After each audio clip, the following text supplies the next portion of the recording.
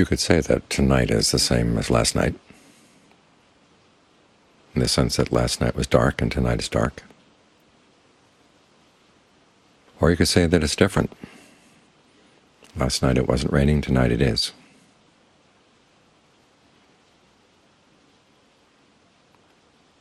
The same principle applies to the breath and applies to the mind. Each breath is different, but each breath is very much the same. The ways of the mind can be very different, but they can also be very much the same. And you have to be alive to both. And John Lee's image for the practice of concentration is walking back and forth on a path. It's the same path. You walk back and forth, and a lot of the path is going to be the same. But you'll also be looking for the little differences.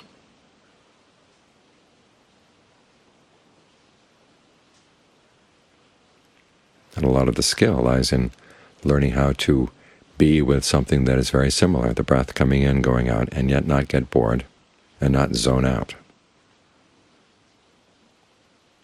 You want to be alive to the possibility that something new will come up with the next breath.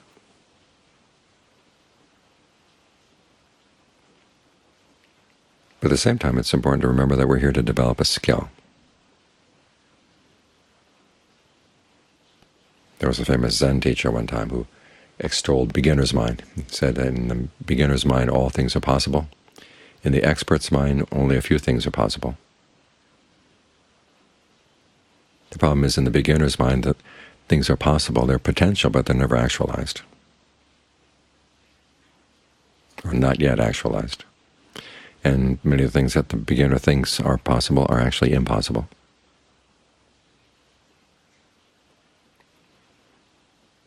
So it's good to develop beginner's mind in the sense that you look for new things, but you also want the expert's mind, realizing that there are certain questions that apply across the board.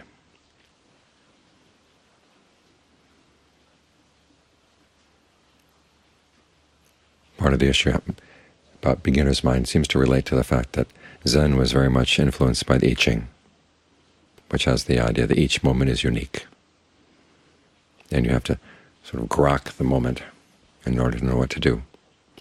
That wasn't the Buddhist position. The Buddhist position is there are certain patterns that hold across the board, regardless of which moment it is.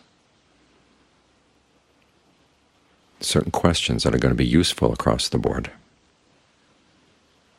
And then within the context of those across-the-board questions, there may be more detailed ones, but you want to get the basic ones down. They're called appropriate attention, and they're the questions that relate on the one hand to what's skillful and what's not skillful, realizing that your present moment experience is going to be the result of the results of past actions coming in, but at the same time they're going to be the results of what you're doing right now. What's coming in from the past, you don't have any idea where it's coming from particularly, or how it got there, or why it's sprouting right now, using the image of a seed. They can wait for a long time and suddenly sprout. So that much is going to be new. But the basic pattern is that you're going to be approaching the present moment. Even before you experience karma coming in from the past, you've got some intentions and you've got some ways of looking at things, some perceptions that you're going to be applying. And you want to learn how to bring the right perceptions, bring the right intentions, bring the right questions.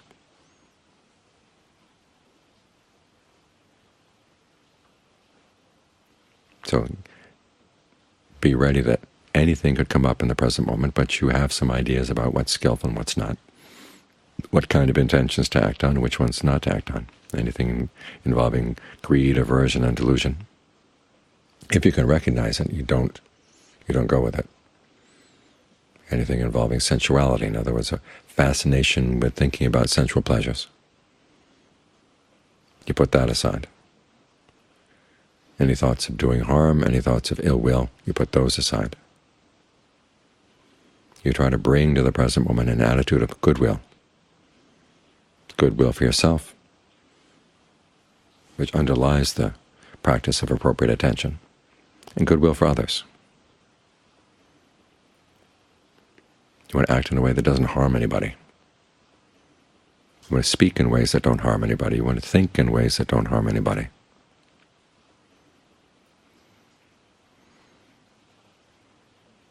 It's because of that you try to be skillful.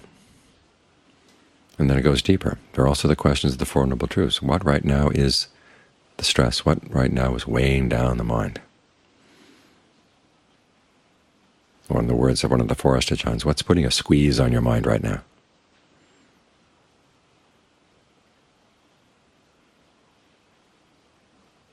It's your own clinging. Where is it clinging right now? That's something you've got to look for.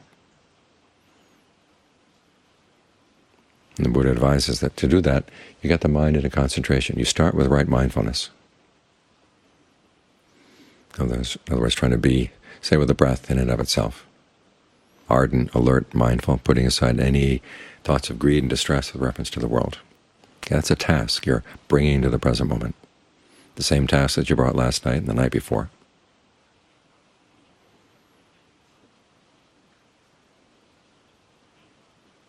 And then you see if you can get the mind to really be with that frame of reference.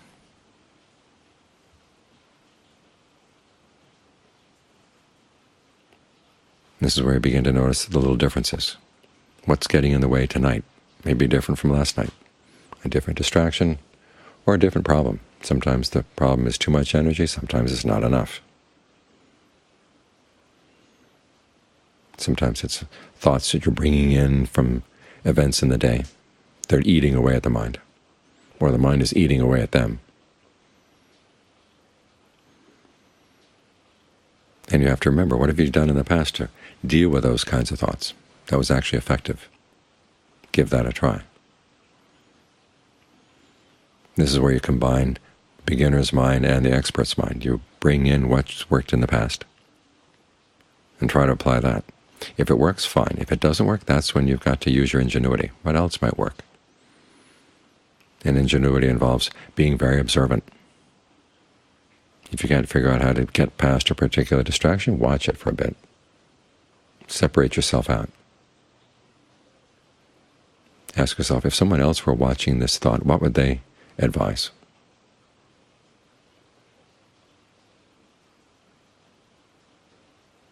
And then as you deal with the different distractions, then the mind can finally settle down. When it settles down, again, concentration will be different from one night to the next. Sometimes there'll be greater rapture, sometimes less, sometimes greater ease, sometimes less.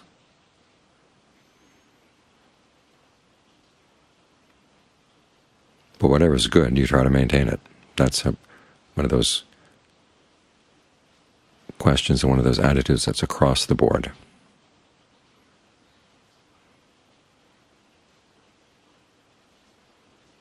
And then see what happens as you maintain it. It may go in a direction that you might not expect. That's how you learn.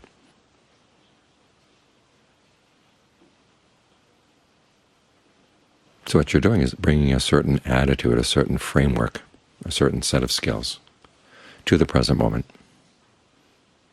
alive to the fact that sometimes they won't work.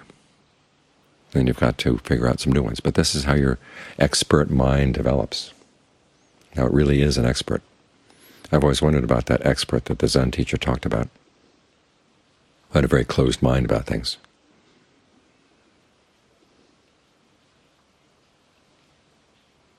The genuine experts are the ones that know that their skill can always be expanded on, always something new to learn.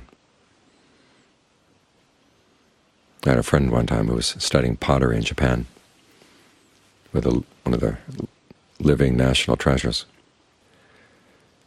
And she was very discouraged in the beginning. She put her pots in the kiln, the next morning they come out and they'd be burned and misshapen, whereas his pots seemed to be coming out perfect every day, every day, every day. Until one morning she got to the kiln and apparently his pots had been burned. And so he was sitting in the kiln trying to figure it out, what had gone wrong. That's a genuine expert, someone who can bring his full range of skills to the present moment, or her full range of skills, but also realizing there's some times when something new will happen. Something unexpected will happen.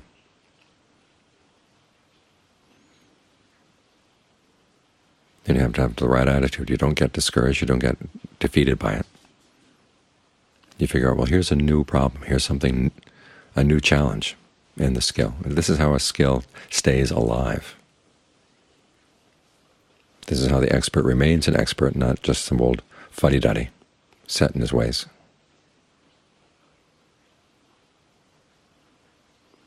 So as you walk back and forth across this path,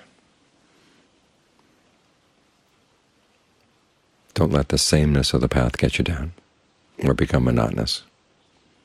After all, everything you're going to need to know about awakening is here.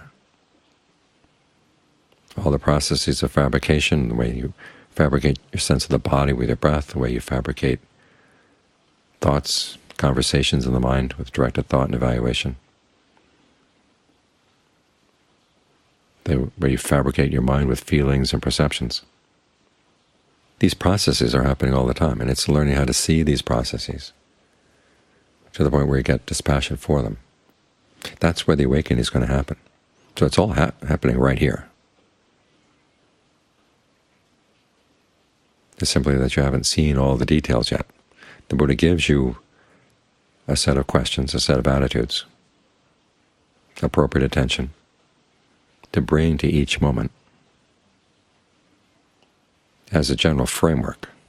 Within that framework, it's going to require a lot of your own ingenuity to get past particular problems.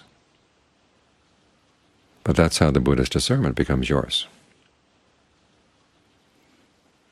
That's how the potentials of a beginner's mind actually become actualized.